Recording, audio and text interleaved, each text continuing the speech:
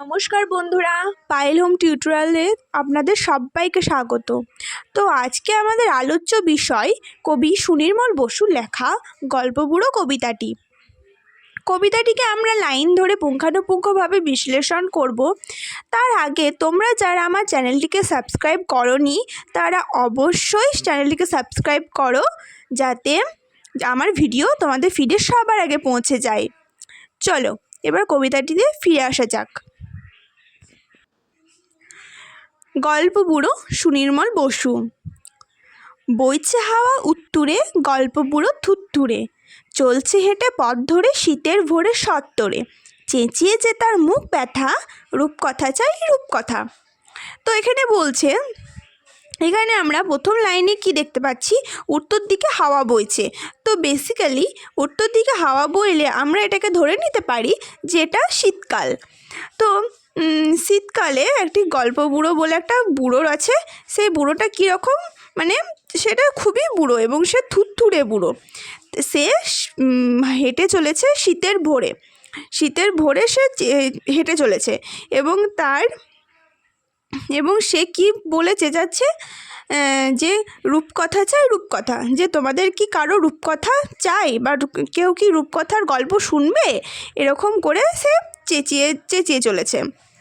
কি বলেছে দেখো, ডাক ছেড়ে সে ডাক ছেড়ে, বলছে ডেকে হাঁক ছেড়ে। সেই বুড়োটি শীতের ভোরে নিশ্চয়ই আমরা কেউ এত সকাল সকাল উঠি না, যেমন গ্রীষ্মকালে আমরা সকাল সকাল উঠি। তো কি বলছে, সেই নিস্তব্ধ এলাকায় গিয়ে সে ডাক ছেড়ে, মানে জোরে জোরে চিৎকার করে করে সে বলছে, ঘুম ছেড়ে আজ ওঠ তোরা, আয়রে ছুটে ছোট তোরা। তাহলে কী বলেছে দেখো, আমরা তো প্রথমেই বললাম যে সেই টাইমে কেউ কিন্তু ওঠে না। তো কি বলেছে, ছোট্টদেরকে ঘুম থেকে উঠতে বলছে এবং তার কাছে যেতে বলছে। কি আছে মোর তলপিটাই, দেখবি যদি জলদি আয়। তো কি বলেছে, তলপি মানে এখানে কি বলেছে, ঝোলা, ঠিক আছে, তলপি মানে ঝোলা। তো এখানে বলেছে কি আছে, মানে ওর ঝোলাতে যে কি আছে সেটা দেখার জন্য ছোটদেরকে মানে তাড়াতাড়ি যেতে বলছে। কাঁধের উপর এই ঝোলা, গল্প ভরা মন ভোলা। তাহলে কি বলেছে, সেই থুরথুরে বুড়োটির কাঁধে একটি ঝোলা আছে এবং সেই ঝোলার মধ্যে কি আছে, গল্পে ভরা রয়েছে। কি কি গল্প আছে আমরা দেখতে পাবো, দেখো, দৈত্যী দানব যক্ষীরাজ, রাজপুত্তুর পক্ষীরাজ। তাহলে কি এই ঝোলার মধ্যে কিসের গল্প আছে, দৈত্যী দানব রাজপুত্তুর যক্ষীরাজ পক্ষীরাজের গল্প আছে।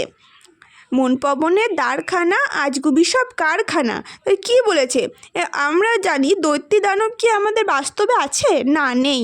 তাহলে কী বলেছে, মন পবনের দ্বারখানা, আজগুবি সব কারখানা। তাহলে এগুলো সব কিন্তু আমাদের কাছে আজগুবি। ভর্তি আমার তলপিটায়, দেখবি যদি জলদি আয়। তাহলে তলপিটা মানে কি বলো, ঝোলা। তাহলে এই ঝোলাতে যে কিসে ভর্তি রয়েছে সেটা যদি তোমরা দেখবে তো জলদি এসো। কি কাকে বলছে গল্পবুড়ো, ওই ছোট ছোট ছেলে মেয়েদেরকে বলছে। কাঁধের উপর কড়ির পাহাড় সার বাঁধা, মানিক হীরা চোখ ধাঁধা, সোনার কাঠি ঝলমলে, ময়নামতি টলটলে।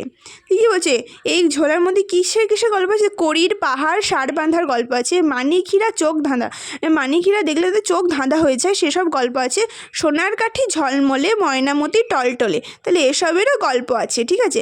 তেপান্তরের মাঠখানা, হট্টমেলার হাটখানা। তাহলে তেপান্তরেরও মাঠখানা, তেপান্তর পেরিয়ে যে মাঠ, সেই মাঠের গল্প রয়েছে, হট্টমেলার হাটখানার গল্প রয়েছে। আটকালেই তোলপিটাই, দেখবি যদি জলদি। তাহলে এইসব তোলপিটাতে কি করেছে, আটকানো আছে, মানে এই তার ঝোলাটাতে সব কিছু আটকানো আছে। সেসব যদি দেখতে চাও তোমরা জলদি, মানে তাড়াতাড়ি এসো। কি বলেছে, কেশবতী নন্দিনী, এই থলেতে বন্দিনী।